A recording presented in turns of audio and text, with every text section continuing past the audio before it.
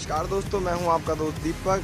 और आज दोस्तों मैं आउटडोर शूटिंग कर रहा हूं। मैं आज फरीदाबाद के सेक्टर 12 में हूं, टाउन पार्क में। आप मेरे पीछे देख सकते हैं कि एक यहाँ पे एक फाइटर प्लेन खड़ा हुआ है। ये यहाँ पे बेसिकली पाकिस्तान से क्या कहते हैं युद्ध के दौरान एक फाइटर प्लेन यहाँ पर गिर गया था, तो उसको यहाँ पे एज ए म्यूज़ियम के तौर पे रखा हुआ है।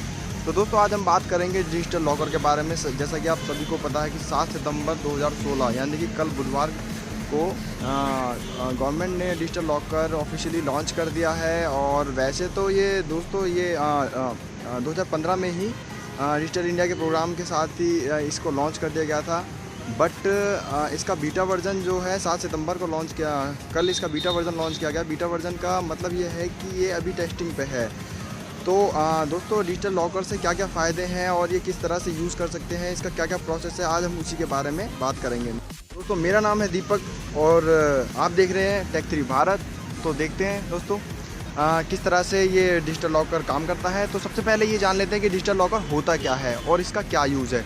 तो दोस्तों डिजिटल लॉकर जैसे आप अपने डॉक्यूमेंट है, पैन कार्ड है, मार्कशीट है, या जो भी बहुत सारे आपके इम्पोर्टेंट डॉक्यूमेंट्स हैं, उनको आप बहुत ही ज़्यादा संभाल के रखते हैं। किसी भी तरह से फाइलिंग करके रखते हैं या फिर लॉकर में रखते हैं, बहुत ही ज़्यादा संभाल के रखते हैं, क्योंकि आपको उनकी ज़रूरत काफ़ी पड़ती रहती है। और अगर वो मिसप्लेस हो जाए तो आपको बहुत ज़्यादा दिक्कत हो जाती है। तो आपको उनकी बहुत ज़्यादा ज़रूरत पड़ती है, इसलिए आप उनको बहुत संभाल के रखते हैं। तो डिजिटल लॉकर से दोस्तों होता ये है बेसिकली कि जो भी आपके डॉक्यूमेंट हैं आप उनको सॉफ्ट कॉपी में कन्वर्ट कर सकते हैं और डिजिटल लॉकर में रख सकते हैं। मतलब कि आप उनको स्कैन करके कंप्यूटर से और उनको स्कैन करके सॉफ्ट कॉपी के रूप में बदल सकते हैं और उनको आप डिजिटल लॉकर में रख सकते हैं। मतलब कि आपको कभी भी अपने जो डॉक्यूमेंट हार्ड कॉपी अपने साथ लेके चलने की ज़रूरत नहीं है, कि जिससे कि ये डर नहीं होगा कि वो खो जाएंगे या फिर मिसप्लेस हो जाएंगे। तो ये डर बिल्कुल ख़त्म हो जाएगा डिजिटल लॉकर के आने से। तो दोस्तों ये काफ़ी बड़ा फ़ायदा है कि जो स्टूडेंट कंपटीशन एग्ज़ाम देते हैं, उन्हें बार बार अपने क्या कहते हैं डॉक्यूमेंट स्कैन करके अपने हमेशा सबमिट करने होते हैं। तो ये जो क्या कहते हैं बार बार की परेशानी है वो हमेशा के लिए दूर हो जाएगी अब। तो दोस्तों देख लेते हैं कि क्या कहते हैं किस तरह से इसका प्रोसेस है, किस तरह से हम ये डिजिटल लॉकर को बना सकते हैं, उसमें अपने डॉक्यूमेंट अपलोड कर सकते हैं। और बाद में आपके क्वेश्चन, मैं 2-4 जो भी आपके क्वेश्चन हैं वो क्लियर करूँगा, जो आपके मन में डाउट्स होंगे। तो पहले देख लेते हैं कि क्या कहते हैं बेसिकली डिजिटल लॉकर बनाने के लिए आपको करना क्या होगा। सबसे पहले मैं आपको बता देता हूँ क्या कहते हैं कि डिजिटल लॉकर बनाने के लिए आपको सबसे पहले digilocker.government.in की वेबसाइट पे जाना होगा। वहाँ पे आप अपने मोबाइल नंबर से रजिस्टर कर सकते हैं। सबसे पहले दोस्तों मैं एक चीज़ बताना चाहूँगा इसमें कि आपका आधार कार्ड इसमें मस्ट है।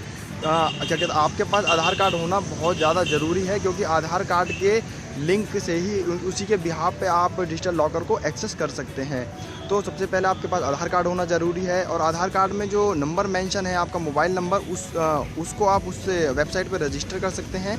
रजिस्टर करने के बाद आपको क्या कहते हैं आपको साइन इन करना है, अपना बेसिकली आधार कार्ड वगैरह डालना है, और आपके मोबाइल नंबर पे एक OTP जनरेट होगा, 1 टाइम पासवर्ड आएगा।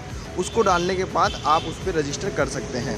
रजिस्टर करने के बाद क्या प्रोसेस है, रजिस्टर करने के बाद दोस्तों आपको अपने डॉक्यूमेंट एक एक करके स्कैन करने हैं। जो भी आप डॉक्यूमेंट रखना चाहते हैं एक एक करके स्कैन करने हैं। स्कैन करके आपको अपलोड कर देने हैं।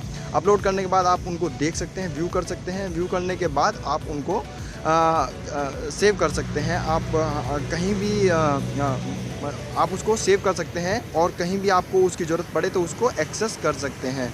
तो दोस्तों आपको क्या कहते हैं इसमें 2 ऑप्शन है। एक ऑप्शन तो आपको क्या कहते हैं उससे मोबाइल नंबर से रजिस्टर करने का है, मोबाइल नंबर से साइन इन करने का है, और दूसरा आपको थंब इम्प्रेशन से आप साइन इन कर सकते हैं। यदि आपके आधार कार्ड में आपका जो नंबर था वो नंबर अब चालू नहीं है, या फिर मिसप्लेस हो गया, या फिर कोई भी दूसरी वजह हो, अगर आप उस नंबर से रजिस्टर नहीं हो पा रहे हैं तो आप अंगूठे के इम्प्रेशन से भी रजिस्टर हो सकते हैं। बट उसके लिए आपके पास बायोमेट्रिक मशीन जो अंगूठे के निशान को रीड करती है वो होना कंपलसरी है, वरना आप इस प्रोसेस से आप साइन इन नहीं कर सकते। तो दोस्तों ये तो हुआ रजिस्ट्रेशन और साइन इन का प्रोसेस। इसके बाद हम देख लेते हैं कि किन किन लोगों को इससे फ़ायदा होने वाला है। तो दोस्तों जैसे कि ट्रैफिक रूल में भी काफ़ी बदलाव हो गया है 7 सितंबर से। अब ये घोषणा हो गई है कि जो ट्रैफिक चालान वगैरह होते हैं, जैसे हम गाड़ी चलाते हैं, मोटरसाइकिल चलाते हैं, तो अब हमें अपने जो आरसी और लाइसेंस वगैरह की कॉपी अपने साथ लेके चलने की ज़रूरत नहीं है। एक डिजिटल लॉकर की ऐप के ज़रिए हम अपने सारे डॉक्यूमेंट उसमें अपलोड कर सकते हैं। और कभी भी क्या कहते हैं, जब हमें कोई ट्रैफिक इंस्पेक्टर चेकिंग के लिए रोकेगा तो हम उनको डिजिटल रूप में अपने पास वो लाइसेंस और अपने सारे इंश्योरेंस पेपर और पॉल्यूशन पेपर सब आप उनको एप्लीकेशन में ही दिखा सकते हैं। उनके पास भी एक मशीन होगी जिससे वो आपका आधार नंबर डालकर और OTP जनरेट करके भी आपके डॉक्यूमेंट सारे देख सकते हैं, वेरीफाई कर सकते हैं कि सही है या नहीं है। अगर आपका अगर डॉक्यूमेंट कमी के कारण आपका चालान होता है तो वो चालान भी आप उस ऐप के ज़रिए भर सकते हैं। तो ये काफ़ी अच्छा फ़ायदा है जो स्टूडेंट एडमिशन के लिए कॉलेज के चक्कर काटते हैं और कभी ये डॉक्यूमेंट कम हो गया, ये डॉक्यूमेंट कम हो गया, तो उनको भी काफ़ी ज़्यादा फ़ायदा है कि सारे डॉक्यूमेंट आपके डिजिटल लॉकर में सेव रहेंगे और आप उनको कहीं से भी उनको एक्सेस कर सकते हैं। तो ये इनके लिए बहुत ज़्यादा अच्छे फ़ायदे वाली बात है।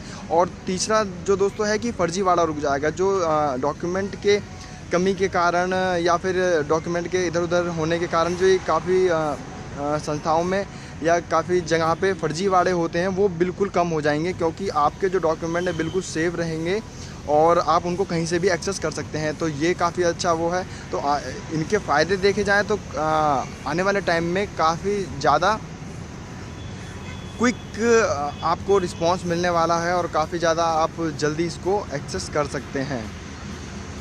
तो दोस्तों क्या कहते हैं, अब आपके मन में सवाल उठ रहे होंगे कि क्या कहते हैं कि हम कितना इसमें डॉक्यूमेंट अपलोड कर सकते हैं,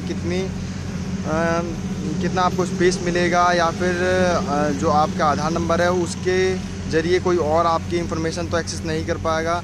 तो मैं आपको 2-4 क्वेश्चनों के आपके सवालों के आंसर दे देता हूँ। सबसे पहला क्वेश्चन तो ये कि आपके आधार नंबर से आपकी जो जानकारी है कोई और एक्सेस कर पाएगा या नहीं कर पाएगा। तो दोस्तों मैं आपको बताना चाहता हूँ कि अगर ऐसा नहीं है कि आपने आधार कार्ड, जैसे आपके किसी के पास भी आधार कार्ड है तो वो आपके आधार कार्ड को नंबर को डालकर आपकी इन्फॉर्मेशन देख सकता है। ऐसा कुछ नहीं है, क्योंकि जब तक आपके रजिस्टर्ड नंबर पे एक OTP नहीं आएगा, OTP आप उसमें नहीं डालोगे, तब तक आपकी जानकारी एक्सेस नहीं हो पाएगी। तो ये काफ़ी सिक्योरिटी के रीज़न से काफ़ी अच्छा पॉइंट है। दूसरा पॉइंट ये है कि आपको ऐसा ना लगे कि आपकी इंफॉर्मेशन कहीं और विदेशी सर्वरों पे या फिर कहीं और तो नहीं जाएगी। तो दोस्तों ये भी बताता हूँ कि सिक्योरिटी इस तरह से डिज़ाइन की गई है कि इसको केवल इंडिया तक ही, इंडिया के बॉर्डर इंडिया में ही सीमित रखा गया है कि विदेशी सर्वरों पे हमारी कोई भी जानकारी बाहर नहीं शेयर नहीं होगी। तो ये भी काफ़ी सिक्योरिटी के रीज़न से काफ़ी अच्छा पॉइंट ऑफ व्यू है। और एक क्वेश्चन और था कि हाँ, आप इसमें कितना आपको स्पेस मिलेगा, कितना आप इसमें अपने जो डॉक्यूमेंट वगैरह अपलोड कर सकते हैं। तो मैं आपको बताता हूँ पर्टिकुलर एक डॉक्यूमेंट के लिए मैक्सिमम 1 MB मिलेगी, यानी कि आप एक डॉक्यूमेंट 1 MB से बड़ा आप इसमें स्टोर नहीं कर सकते। तो वैसे तो जनरली अगर आप किसी चीज़ को स्कैन करते हैं तो KB में 200-400 KB में डॉक्यूमेंट वो आ जाता है। और मैक्सिमम अभी ये बीटा वर्जन चल रहा है, यूज़र का अभी इसकी टेस्टिंग चल रही है, तो अभी पर यूज़र के हिसाब से 10 MB आपको मैक्सिमम मिलेंगे। तो 10 MB तक जितने भी आप डॉक्यूमेंट स्कैन कर सकते हैं आप इसमें रख सकते हैं। और अभी फ्यूचर में ये इस लिमिट को बढ़ाने की बात चल रही है, ये 1 GB तक पहुंच जाएगी। तो काफ़ी अच्छा ये होने वाला है। तो दोस्तों डिजिटल लॉकर में अभी तो फ़िलहाल के लिए इतना ही है। आगे आने वाले टाइम में 2-4 दिन में अगर इससे रिलेटेड कोई भी अपडेट आती है तो मैं आपको ज़रूर दूँगा इसी तरह से। तो दोस्तों आज के लिए इतना ही। और अगर आपको ये वीडियो अच्छी लगी हो तो इसको लाइक कीजिए, अपने दोस्तों के साथ शेयर कीजिए और मेरे चैनल टेक3 बात को सब्सक्राइब करना ना भूलें, क्योंकि मैं इसी तरह से रोज़ यहाँ पे नई टेक अपडेट और रिव्यू वगैरह लाता रहता हूँ। तो दोस्तों क्या कहते हैं, आज के लिए इतना ही। फिर मिलते हैं एक नई इंटरेस्टिंग वीडियो के साथ। जय हिंद, वंदे मातरम।